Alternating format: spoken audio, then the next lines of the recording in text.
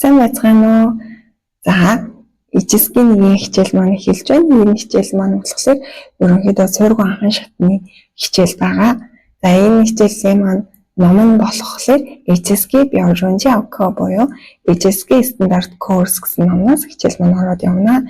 Энэ ном маань болохоор Бээжин Хятадын Хүнзэн институт болон Бээжингийн их соёлын их сургуулийн хамтран гаргасан ном байгаа. Эхний хоёр хичээл маань болохоор ерөнхийдөө бидний суур хичээл буюу бид нар их шиг гүйгүүлэгт хөгөө үзнэ гэсэн үг байна.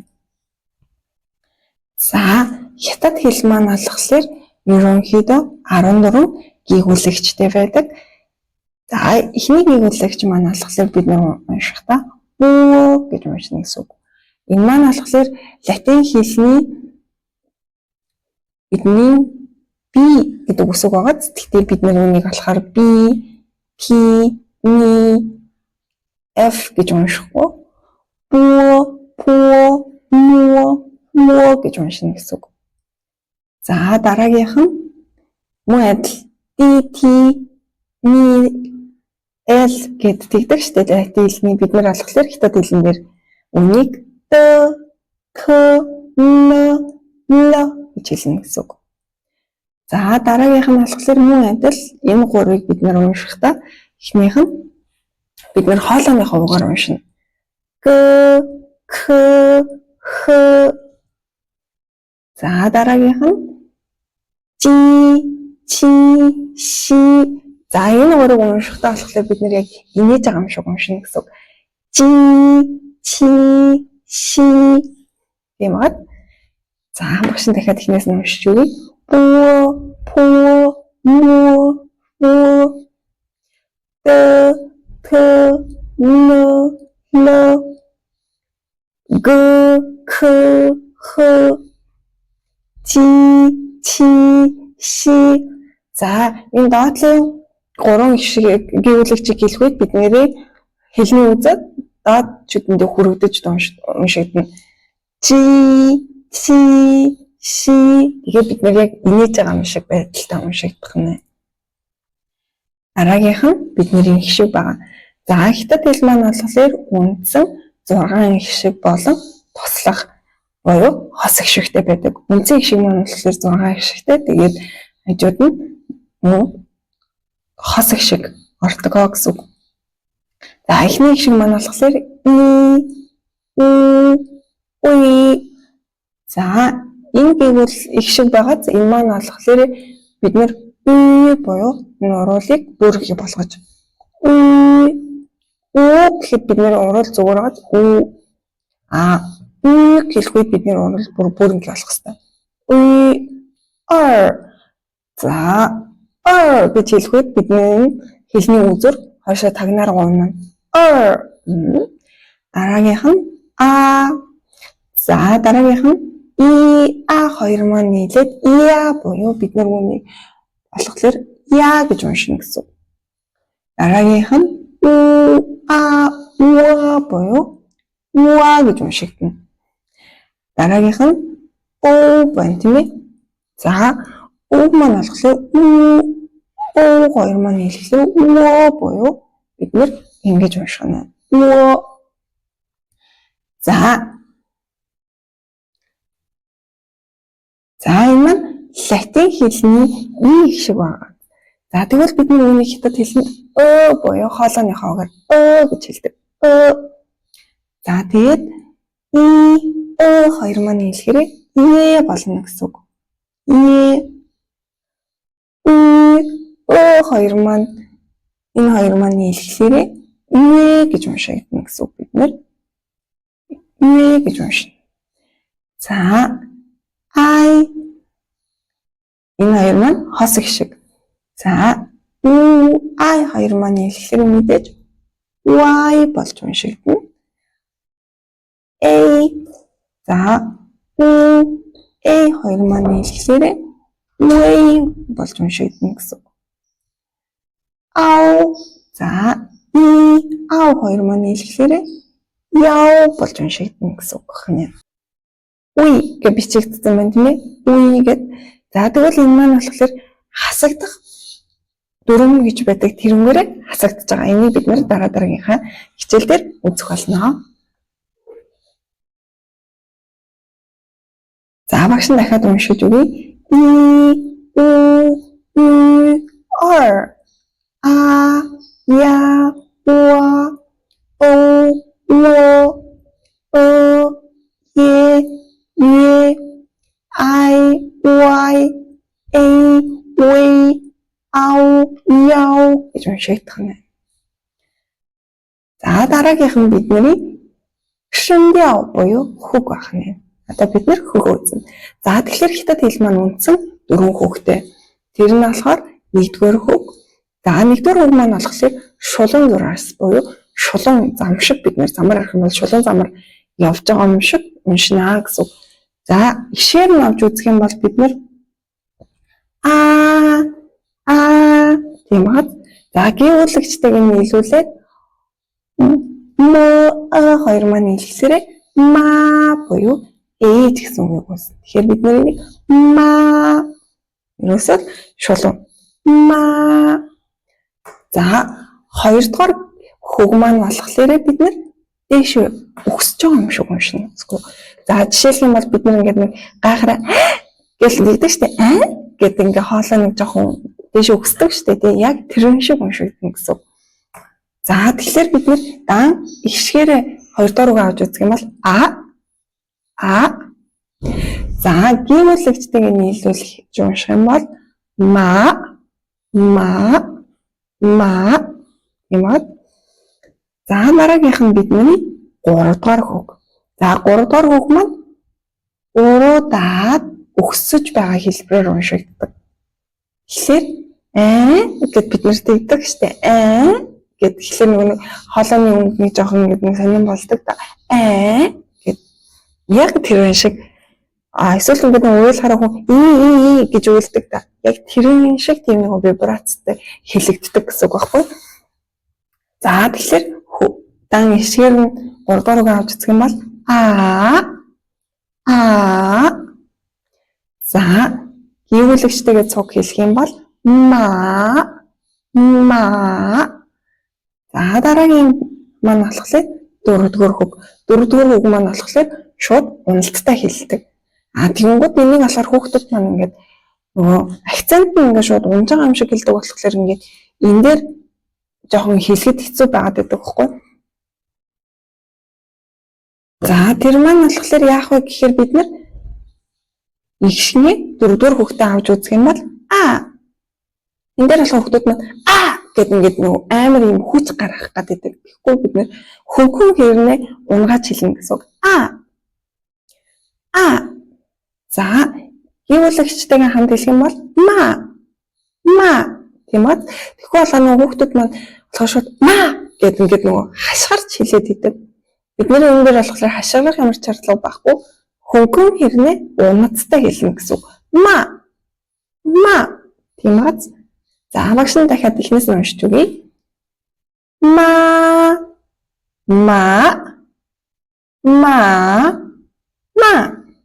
тийм үү?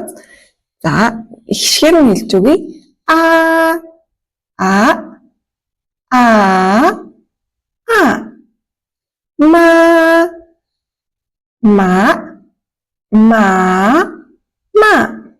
Энэ дээр өөрөөсөө бид нэр 4-р үгэн дээр бид нэр үүнийг сайн санаа шүү. За хашгирч ингээд гэж хэлэх шаардлага байхгүй. Хөнгөө хэрнээ унацтай. Ма.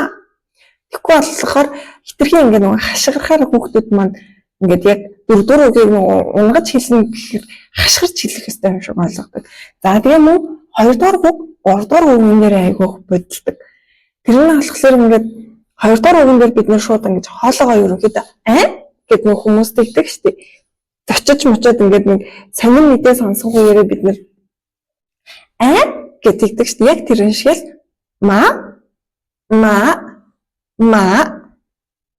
За энэ дээр болохоор гэд бид нэр тэгдэг шүү дээ. Гэл нэг тэгдэг шүү дээ.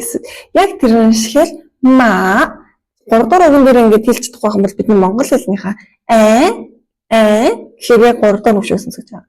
Нөгөөх нь гэд тэгэхээр бид нарын 2-р үг шиг сонсогдож байгаа. Ма ма, ма, ма. За дараагийн дасгал ажил маань болохоор бидний их шиг унших байгаа. За эхнийх нь а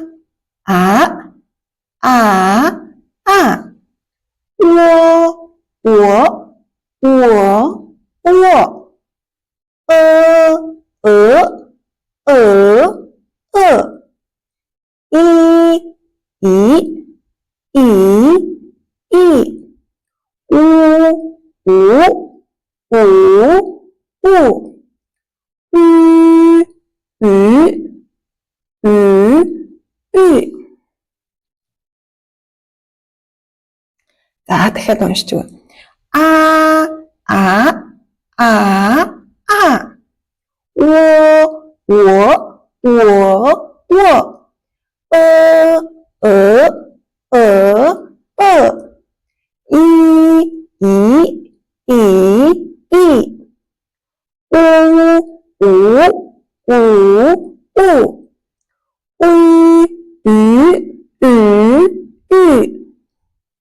За үй дээр болохоор бид нар ер нь л дандаа хушуу ийм цоргуур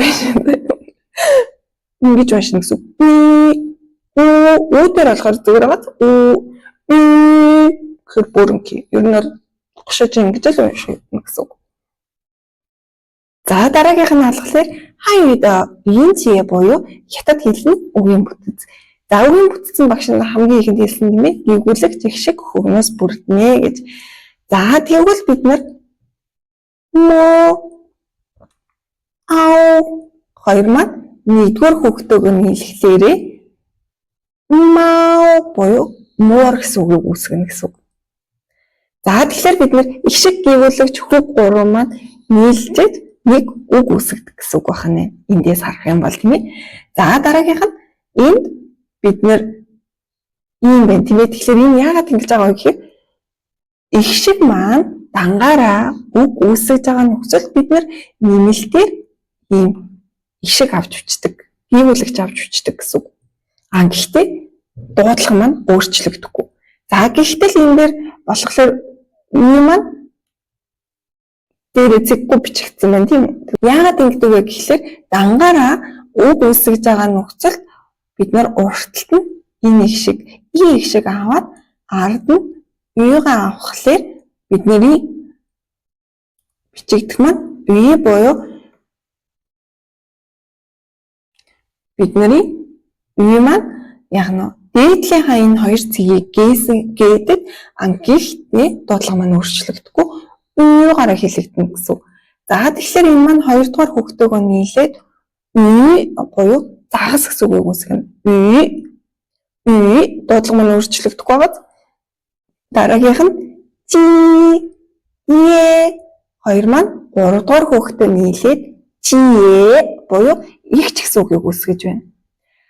За дараагийнх нь маань болохоор дангаараа үг үүсгэж болдог их шиг байгаа. Тэгэхээр энэ маань дөрөвдүгээр хүүхдтэй нийлээд буюу хоёрын тоо үүсгэж байгаа. За энэ дээр болохоор бид ялгаад байгааз За цаашаа явъя. Дасгал ажлын бүгдээрээ эхнийх нь энэ маань болохоор хувцас ах юм байна. Хоёрдугаарх нь маань муу адил дангаараа үг бүтээж байгаа нөхцөл бид нар уртталт нь W-г аваад тэгээд буюу дуудлага маань өөрчлөгдөхгүй гэсэн үг. Уншихтаа бид нар дараагийнх нь загас. Дараагийнх нь гэхлээр дотор яг энэ аман дотор чи хэл чинь ингэж тоглолт хийнэ. За дараагийнх нь за тэгэхээр хоёр маань 3 дугаар хүүхдтэйгээ нийлээд гэсэн үг буюу үзэг гэсэн үг үүсгэнэ. Дараагийнх нь мау гэдэг маань болохоор муур. Дараагийнх нь За энэ дээр болохоор бид энэ дээр голынхоо энэ хүүхдтэй зүйл хишигэн дээр Багад тэгэхээр энэ дээр хөгөө хэлнэ гэсэн үг. Тэгэхээр өө байна тийм ээ. Тэгэхээр энийг бид нэр буюу өө буюу гэж хэлнэ гэсэн үг. За тэгэхээр энэ маань арал ах нь. Дараагийнх нь хуа. За тэгэхээр буюу гэж уншигдана шүү дээ тийм ээ. Тэгэхээр энэ маань дараа бид нэр гişгээ хэлэх учраас энэ маань шулуунаар хэлэгдэнэ гэсэн үг. Хуа буюу хуа гэж. Гэтэ ингээд бид нэр уугаар уншигдана юм аа. Хуа. Дараагийнх нь жи. За дараагийнх нь чи. Дараагийнх нь шие. Дараагийнх нь шүе буюу шүе. Яг энэ дээр бид нэр хүүхдээ гიშгэнтэйгээ хөгөө хэлж уншин шүү. За багш нь дахиад уншиж үгүй.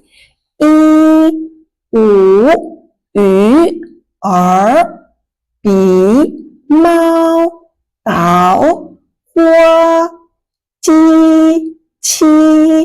шие, шүе.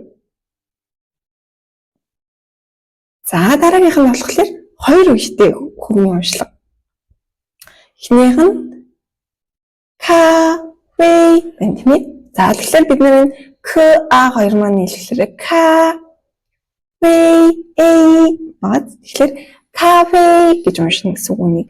За кафе гэдэг маань болохоор кофе яах нь.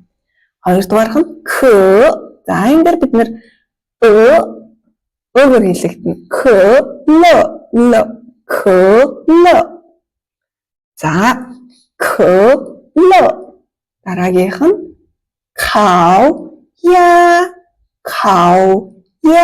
каоя буюу шарсан угс. Дараагийнх нь хуо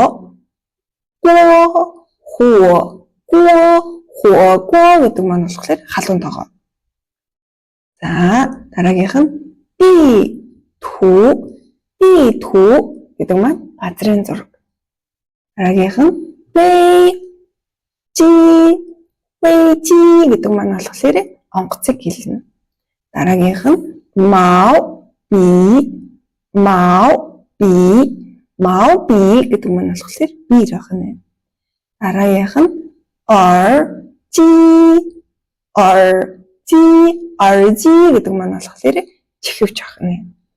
За дахиад уншия. кафе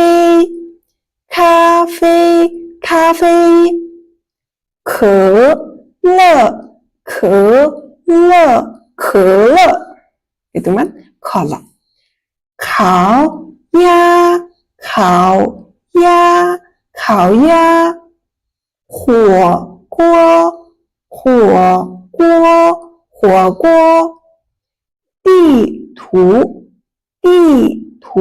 地图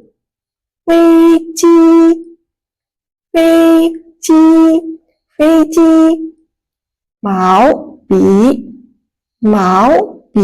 毛笔耳机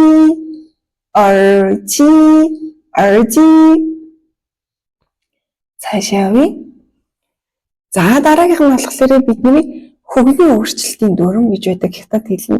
Тэр нь юу юм бэ гэхээр 3 дугаар хөгжлийн өөрчлөлт. За энэ нь яадаг вэ гэхээр 2, 3 дугаар хөг зэрэгцэн орж байгаа нөхцөлд бид нэр уртлынхан 3 дугаар хөгийг 2 дугаар хөг рүү шилжүүлж уншдаг. Бичигдэлтэй болохоор хоёулаа 3 дугаар хөгөөр хөг маань галиг маань бичигдэж байгаа ч гэсэн бид нэр уншихдаа уртлын энэ галийг 2 дугаар хөг рүү шилжүүлж уншина гэсэн үг. Тэгэхээр бичигдэхдээ ни хау гэж бичигдэж байгаа хэрнээ бид нар уншихдаа ни хау гэж унших нь. Ни хау. Тэгэхээр бид нэр 2, 3 дугаар үг зэрэгцэн орсон ийм галиг харах юм бол бид нэр ни хау гэж уншихгүй нах нь шүү дээ. Ни хау гэж уншина гэсэн. Кэй маань муу адил кэй.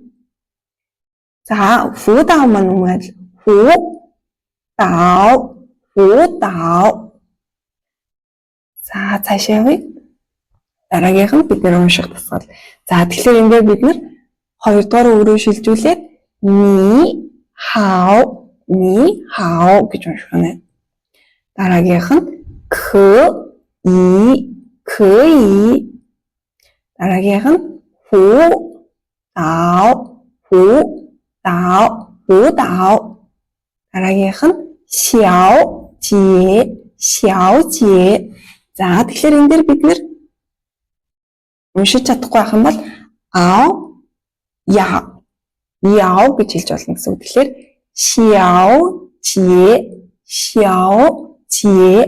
小姐. Дараагийнх нь口语.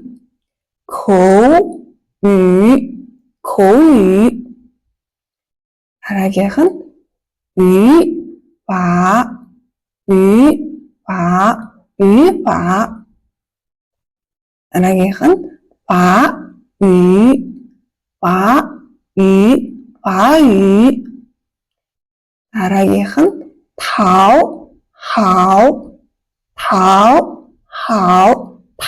好. Дараагийнх нь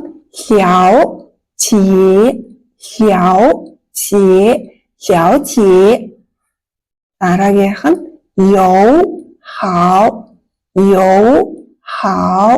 友好. Дараагийнх нь雨伞.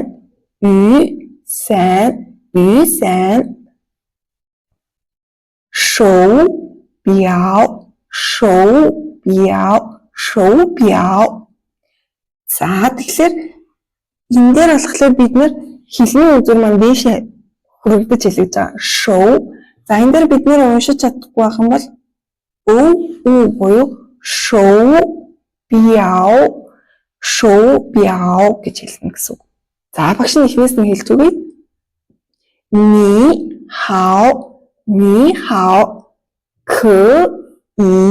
可以辅导小姐口语法语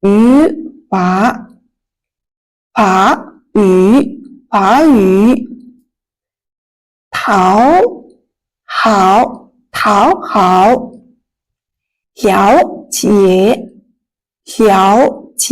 了解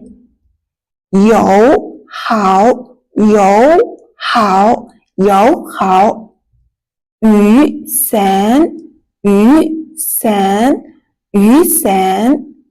手表. За дараагийнх нь бидний текст буюу шинэ үг маань орж ирж байна. За эхнийх нь ни гэдэг маань болохоор чи гэсэн утгыг илэрхийлнэ. Хау гэдэг маань болохоор сайн гэсэн утгыг илэрхийлдэг. За тэгвэл бид нар ни гэдэг үгэн дээр ямар үг ни хау хоёр маань нийлэхээр чи сайн буюу сайн уу чи сайн уу гэсэн утгыг үүсгэж байгаа. За тэгвэл бид нар энэ дээр жишээ авах юм бол ни хау чи сайн уу. Ни хау ма. За энэ маань болохоор ма буюу асуух өгүүлбэрэнд хэрэглэгддэг. Тэгэхээр ни хау ма гэхээр чи сайн уу гэсэн утгыг илэрхийлнэ.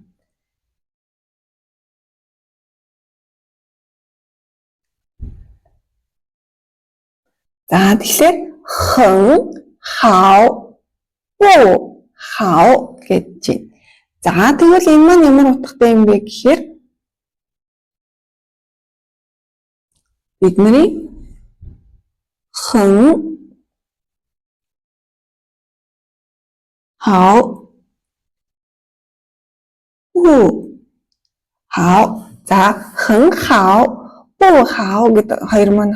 За энэ дээр бид нэг анхаарах зүйл дээр болохоор хэн хау хоёр маань болохоор хоёулаа 3 дугаар өгөөрөө хэлэгдэн шүү. За ягаад гэх юм бол энэ хоёр маань тус тустай үг учраас бид нэр үүнийг 3-3-аар нь хэлнэ гэсэн үг. Дараагийнх нь бу хау гэдэг маань сайн биш гэсэн утгыг илэрхийлнэ.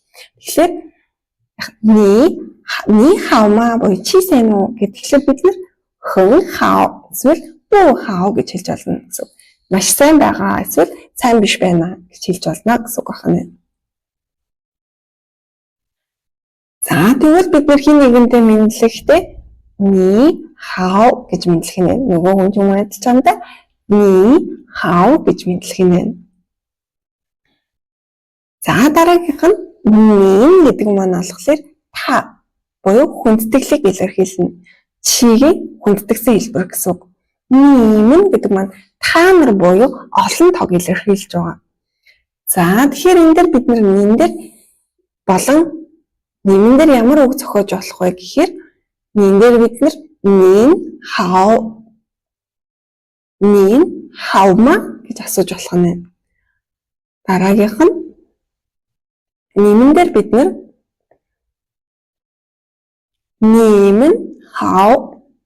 нэмэн хаума гэж асууж болно гэсэн үг.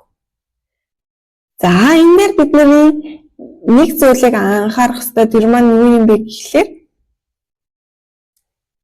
энэ мөн гэдэг маань болохоор хөггүй аваад тэгэхээр энэ сул хөг гэж явдаг. Үүний дөрвийг бид дараагийн хичээлдэр үзнэ. Нэмэн буюу энэ маань сул хэлэгддэг гэсэн үг. Нин. За тэгвэл бид өөрөөсөө өндөр настай хүн хүмүүс л өндөр албан тушаалтай хүнтэй бид нин хау гэж мэдлэх нэ. Нин хау.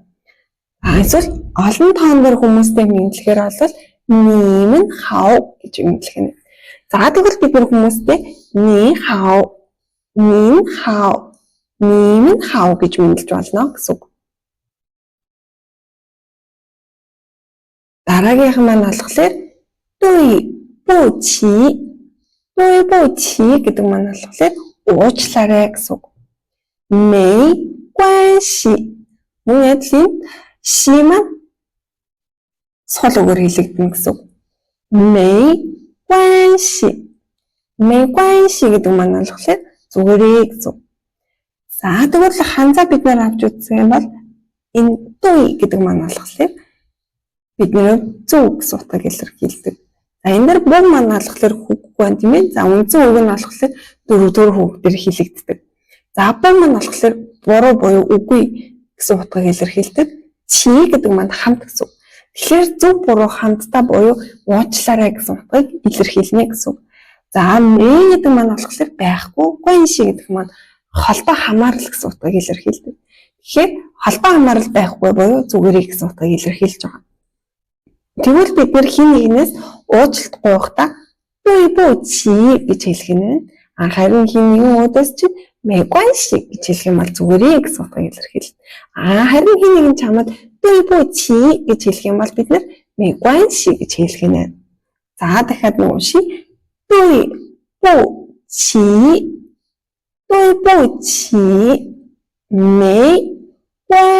чи мэ гуанши.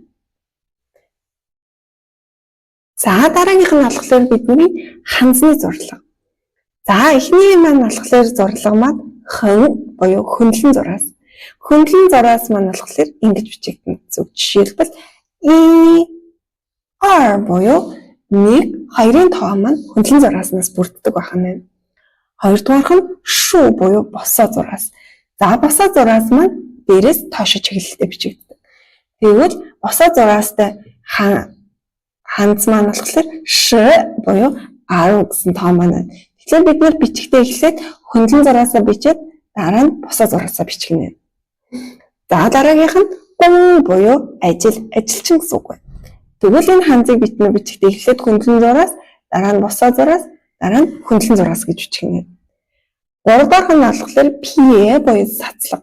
Цацлагыг бид ингэж бичнэ гэсэн үг.